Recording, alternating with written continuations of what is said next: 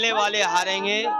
इनको जानकारी मिल गई थी कि यहाँ पर चुनाव नहीं जीत रहे हैं। पैनल सर्वे में ये हार रहे थे और उसके बाद 13 तारीख जो चुनाव की आई थी, जिसमें अन्य उपचुनाव हो रहे थे, जो लोग छुट्टी पे आए थे, जो लोग बाहर रह रहे थे, वो त्योहारों पे छुट्टी पे आए थे और वो मन बना लिए थे कि 13 तारीख को भारतीय जनता पार्टी को हरा करके वापस जाएंगे काम पर, रोजगार को लेकर के।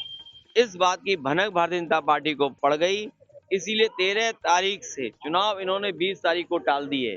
जो लोग टालेंगे वो चुनाव हारेंगे।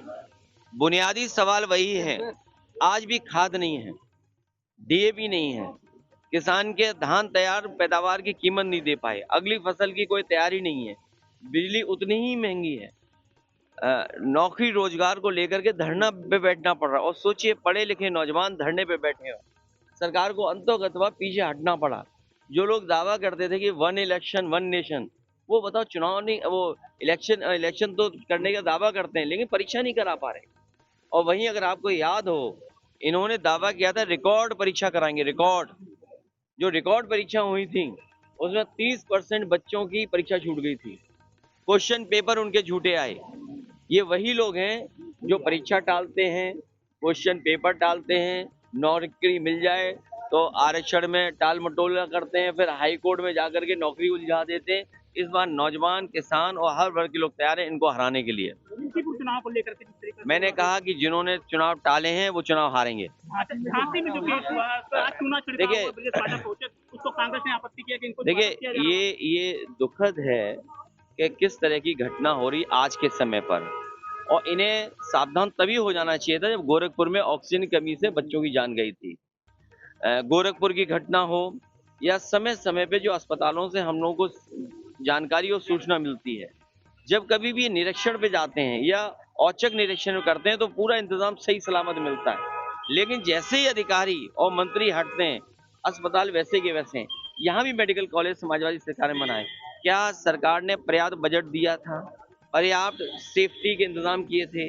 और उसी का परिणाम यह है कि बजट ना मिलना नंबर 1, नंबर 2, वहां पर जो स्टाफ है, जो संबंधित अधिकारी हैं, वो लापरवाही किए हैं। ये लापरवाही और सरकार की नजरअंदाजी की वजह से 10 बच्चों की जान गई है और इतना बड़ा नुकसान हुआ है। मुख्यमंत्री योगी आदित्यनाथ का 1906 में जिस तरीके अलीगढ़ में मुस्लिम लीग की स्थापना हुई थी, भारत को विभाजन करा, लेकिन वही काम आज समाजवादी पार्टी कर रही है मुस्लिम लीग की। देखिए, हमारे मुख्यमंत्री जी पहले थोड़ा बहुत डरे हुए लग रहे थे, अब जैसे जैसे बाई इलेक्शन करीब आ गया वो थोड़ा हिले हुए दिखाई दे रहे हैं, क्योंकि जनता उनके खिलाफ खड़ी है। जो ये भाषा इस्तेमाल हो रही है, ये अंग्रेजों की कभी भाषा थी, लोगों को बांट करके राज करने की, डिवाइड एंड रूल का नारा।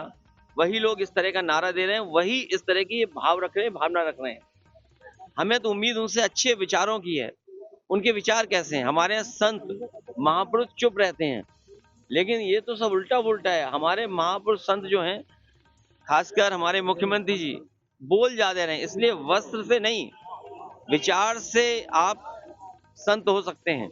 और फिर इस तरह की भाषा का इस्तेमाल करना, समाज का सौहार्द, समाज जुड़ेगा और इनको हराएंगे। पीडीए से घबराए हुए हैं, पीडीए की घबराहट है, इसकी वजह से इस तरह की बात कर रहे हैं। सर, मथुरा में पत्रकार पर हमला हुआ था, वो ये केवल मथुरा में नहीं, जालौन में कपड़े उतार दिए थे। और मैं नहीं जानता, मुझे नहीं कहना चाहिए, आप में से बहुत सारे लोग सब वो ही हैं जो समाजवादी का समर्थन करते हैं। अगर सरकार के खिलाफ न्यूज चला दो तो कभी एसओ का फोन आता होगा, कभी कोई बड़े अधिकारियों का फोन आता होगा। इसलिए भी आप सावधान रह करके हमारी मदद करिए। Subscribe now and press the bell icon. Never miss an update.